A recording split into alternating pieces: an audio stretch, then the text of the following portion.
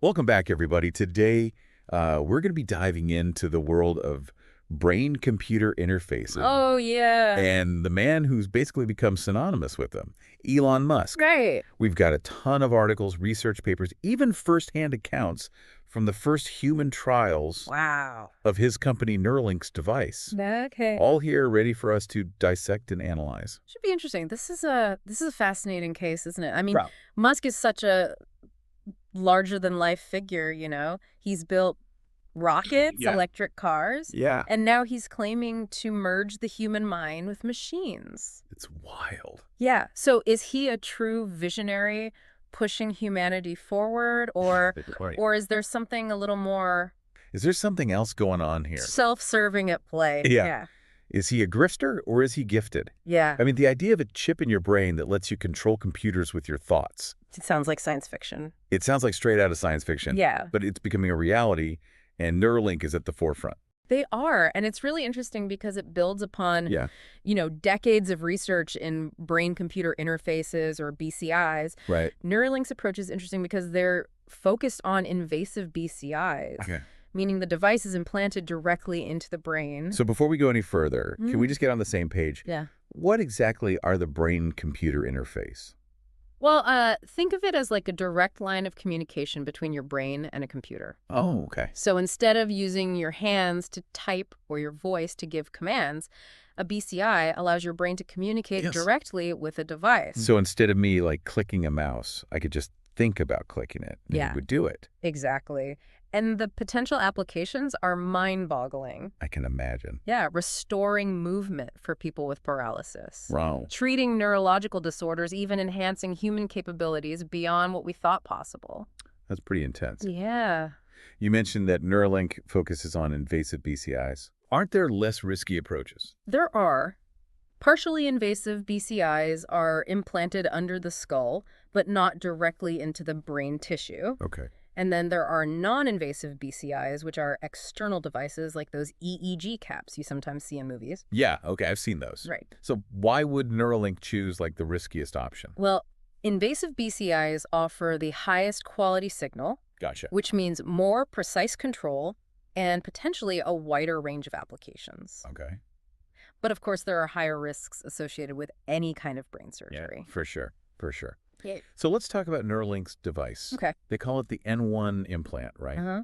What can you tell us about that? So it's tiny, about the size of a coin, Okay. packed with over 1,000 electrodes. Wow. These electrodes are like microscopic wires that pick up the electrical signals Okay. from your neurons, the brain cells that communicate with each other. So it's basically eavesdropping on your brain's conversations. In a way, yes. And Yeah. then it translates those electrical signals into digital commands that a computer can understand. Yeah, it's really wild. And they've also developed this surgical robot Oh, wow. called the R1, Yeah. which is designed to implant the N1 chip and its associated threads into the brain Okay. with extreme precision. So we're talking about brain surgery performed by a robot. Yes, think of it like a master watchmaker, Yeah. but instead of tiny gears and springs, the R1 robot is manipulating delicate brain tissue Oh, geez. and these incredibly thin threads, all while minimizing damage to the surrounding areas. That's both fascinating and terrifying at the same time. I know, right? But, for all this talk about groundbreaking technology, we can't forget about the human side of things. Right. Neuralink recently conducted their first human trial. Yeah. A 29-year-old man named Noland Arbaugh, who is quadriplegic, received the implant. Wow. I'm just really curious to know what his experience has been like. Yeah, that's a great point, It's easy to get caught up in the technical details and lose sight of the potential impact on people's lives. Right. Nolan's story is really at the heart of what Neuralink claims to be about. Right. Improving the lives of people with debilitating conditions. Exactly. So let's talk about Noland and his journey with Neuralink in part 2. Let's do it. So Noland Arbaugh, a 29-year-old man who had been paralyzed from the neck down. Yeah. He became the first human to receive a Neuralink implant. I can't even imagine. And he actually shared his experience in an interview with Wired, Oh, wow. talking about everything from his initial apprehension Yeah. to the surgery itself and life with the device. I bet he had some apprehension. Like, Yeah. that's brain surgery. Yeah, it's a big deal. Huge. And his story is truly inspiring, Imagine living for years without the ability to move your limbs And then suddenly there's this glimmer of hope, Right. this technology that could potentially give you back some control. Yeah, that's got to be amazing. Nolan spoke candidly about his fears going into the surgery. I bet. Brain surgery is not something anyone undertakes lightly. Right.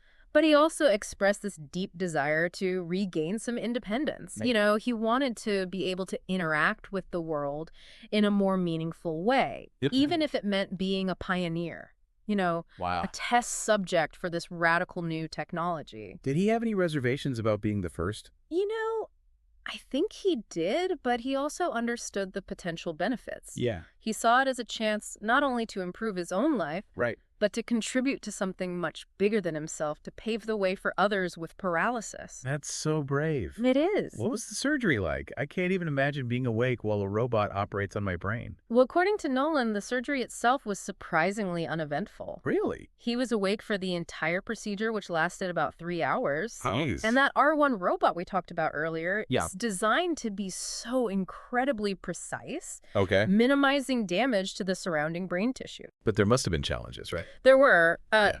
Shortly after the surgery, some of the threads connected to the implant retracted from his brain. Okay.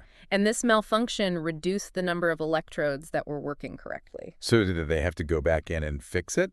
Neuralink did address the issue, Okay. and while he doesn't have the full functionality he initially hoped for, Yeah. Nolan seems to be doing well overall. Okay, good. Yeah.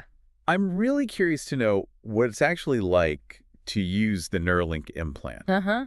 Can you just think about moving the cursor and it moves? Pretty much. Wow. He describes the experience as incredibly intuitive. Okay. You know, it's not like he's writing lines of code in his mind. Yeah. He simply focuses on where he wants the cursor to go. Oh, wow. And the implant translates his neural signals into digital commands.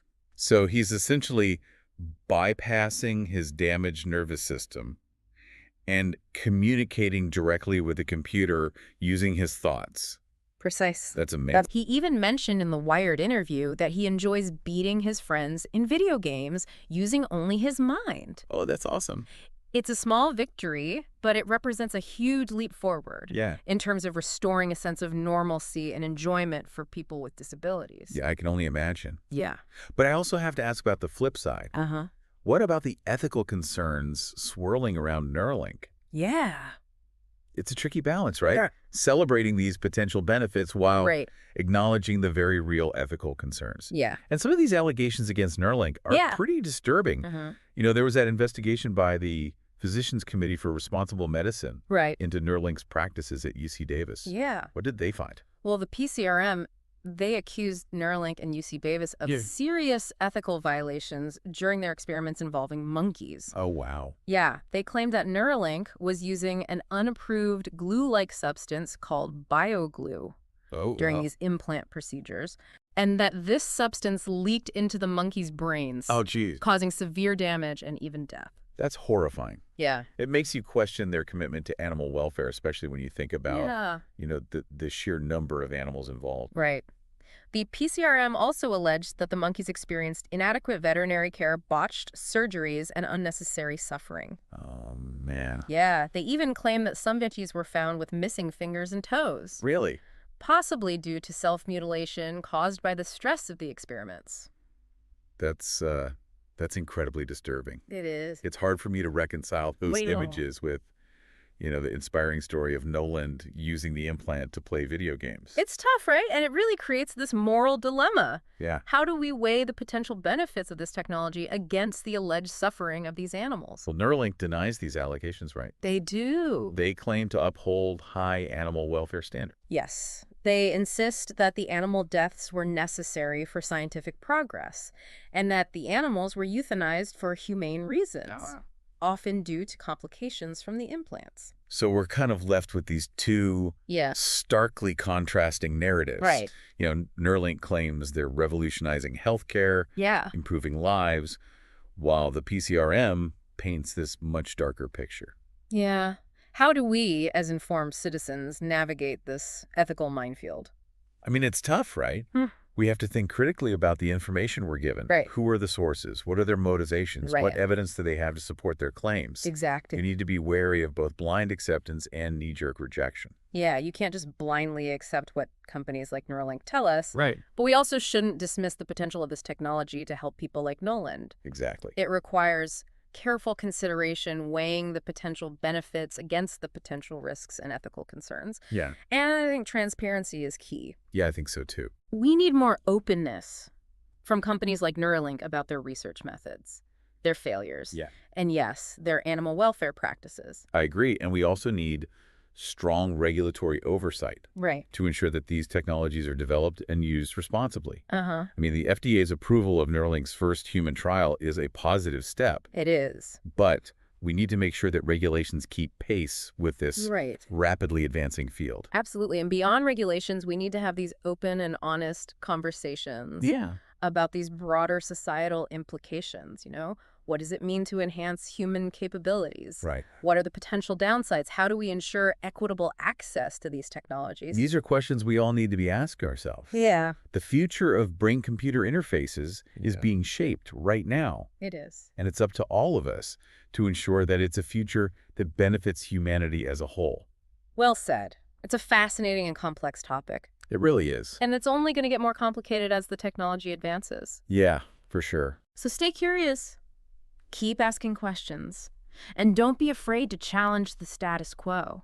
That's a great reminder. Thanks for joining us on this deep dive into the world of Neuralink and brain-computer interfaces. Absolutely. This has been a thought-provoking journey. It has. Until next time, keep those brains engaged.